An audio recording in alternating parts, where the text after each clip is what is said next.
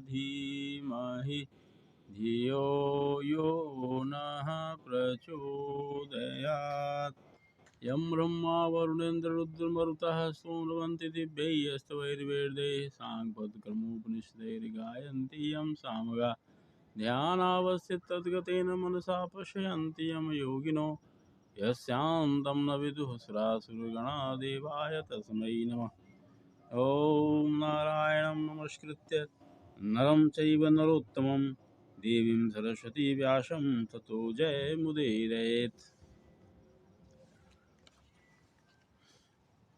धर्म प्रेमी सज्जनों एवं देवियों, आइए आज फिर इस नील गगन के नीचे और आम्र पल्लवों के साए में बैठकर भागवत रस का पान करते हैं। अभी तक हम देखते आ रहे हैं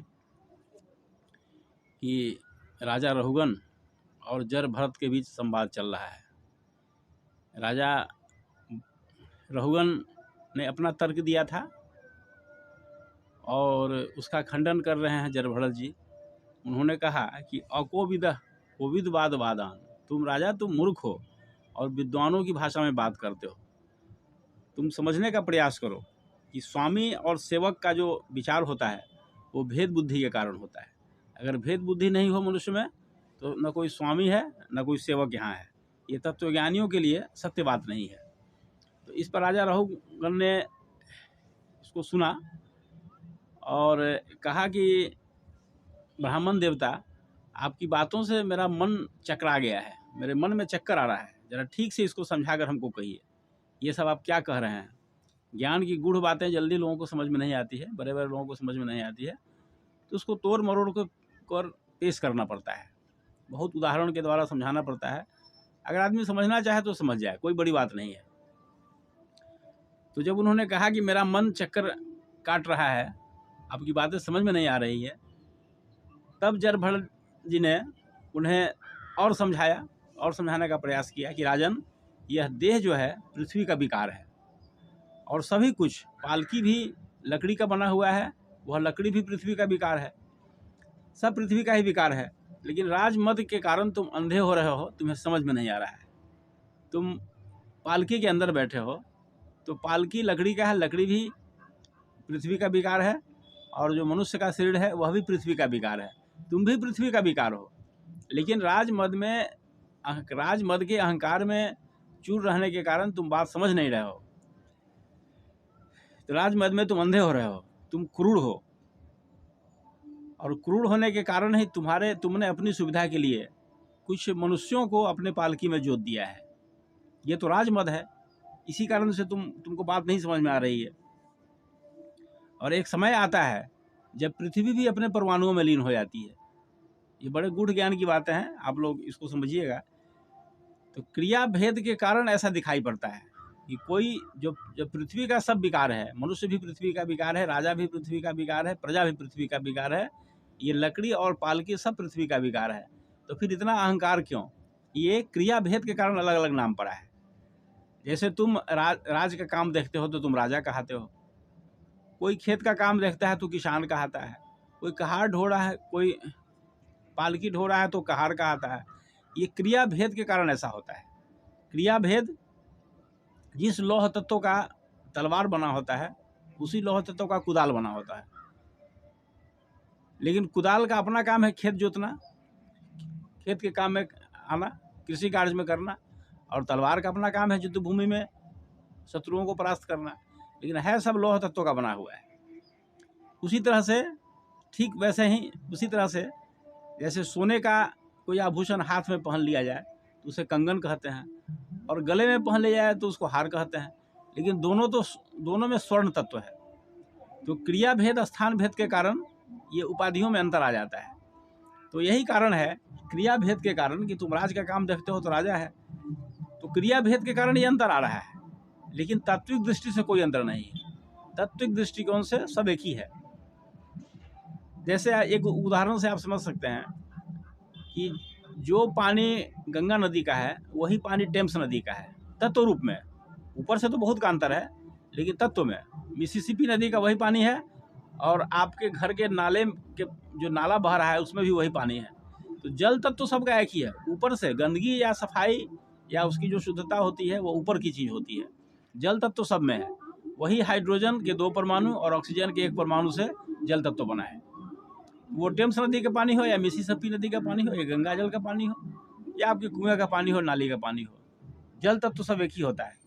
तो यही क्रिया भेद के कारण ऐसा दिखाई पड़ता है कि तुम राजा हो, हम प्रजा हैं, लेकिन तात्विक दृष्टिकोण से कोई अंतर नहीं है। और ये सब भगवान की माया है। हमने पहले भी चर्चा किया था कि हम संसार में जो कुछ भी देखते हैं और जो कुछ वर्तमान होने पर भी नहीं दिखाई देता है वह सब भगवान की माया है। एक समय आता है कि जब पृथ्वी भी अपने परमाणुओं में लीन हो जाती है, तो यह ब्रह्म ज्ञान मिलेगा कहाँ? यह जो है यह ज्ञान इतना मिलता कहाँ है? तो न कोई जप करने से मिलेगा, न अनुष्ठान करने से मिलेगा, न तप करने से मिलेगा, न गंगा नहाने से मिलेगा, न हवन करने से मिलेगा। ये ज्ञान मिलता है महापुरुषों की संगति करने से। जब तक महापुरुषों के चरण रज में नहाइएगा नहीं, तब तक यह ज्ञान नहीं मिलने वाला है। राजन, तुम तो जा रहे हो सत्संग करने, लेकिन अहंकार लेकर जा रहे हो। तो अहंकार छोड़ के जाओगे तब तुमको ज्ञान हासिल हो पाएगा। गोस्वामी जी ने लिखा ना कि बिनु सत्संग न हरि कथा, तेहि बिनु मोह न भाग, मोह गए बिनु राम पद, हो ही न दृढ़ अनुराग। तो सत्संग तो करना पड़ेगा। वह कहाँ मिलता है? तो महापुरुषों की संगति में मिलता है। और महापुरुषों की संगति में तुम जा रहे हो तो तुम इसका पूरा लाभ उठाओ। इसलिए इस अहंकार को यहीं छोड़ दो कि तुम राजा हो या कोई प्रजा है। तो सब पृथ्वी का विकार हो और सत्संग में जाओ तो इन सब विकारों को छोड़ करके जाओ, तब तुमको सत्संग का लाभ मिलेगा। क्योंकि महापुरुषों के समाज में ही हरि की चर्चा होती है, भगवान की चर्चा होती है। ये चीज़ किसी साधन से नहीं मिलने वाला है। तत्व ज्ञान किसी साधन से नहीं होने वाला है। बहुत से लोग जप करते हैं, तप करते हैं, उनको कोई ज्ञान नहीं हो पाता है। जब तक वो संतों की सेवा नहीं करेंगे, महापुरुषों की सेवा नहीं करेंगे, सत्संग नहीं करेंगे, तब तक तत्व ज्ञान नहीं होने वाला है। अनुष्ठान से, जप करने से तत्व ज्ञान नहीं मिलने वाला है। इस बात को तुम स्पष्ट समझो राजन। अब तो ये समझ गए कि भाई ये तो बहुत बड़ी बात है, ये ब्राह्मण देवता कोई सामान्य तो है नहीं, और इनके उपदेश का उन पर बहुत प्रभाव पड़ रहा था। तो उन्होंने एक रहस्य की बात खोल दी। पूर्ण तो नहीं, वो समझ रहे थे। तो आप भी इस चीज़ को, हम लोग भी इस चीज़ को सुन लें कि वो जो राजा रघुगन थे वो और कोई नहीं, 2 जन्म पूर्व जिस हरिण के बच्चे पर उनका आसक्ति आ गई थी राजा भरत की, वही हरिण का बच्चा आज रघुगन के रूप में सामने है।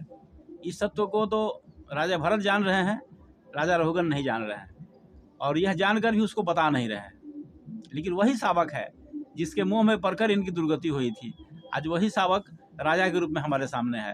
तब उन्होंने कहा कि मैं भी 2 जन्म पूर्व राजा था, मैं राजा भरत हूँ, और ज्ञान प्राप्ति के लिए, भगवत प्राप्ति के लिए मैंने अपना सब कुछ छोड़ करके भगवान की शरण, भगवत वत्सलता प्राप्त करने के लिए भगवान का मैं शरणागत हो गया। मैं भी पहले राजा था। ये सब बात जब राजा रघुगन सुने तो उनके आश्चर्य का ठिकाना नहीं रहा, और उन्होंने, मैंने पहले भी चर्चा किया था कि करुणावश अपना मुंह खोला था। वे तो चुपचाप जा रहे थे, जहाँ काम में लगा तो वहाँ भिड़ जाते थे, ये चुपचाप मुंह बंद किए हुए थे।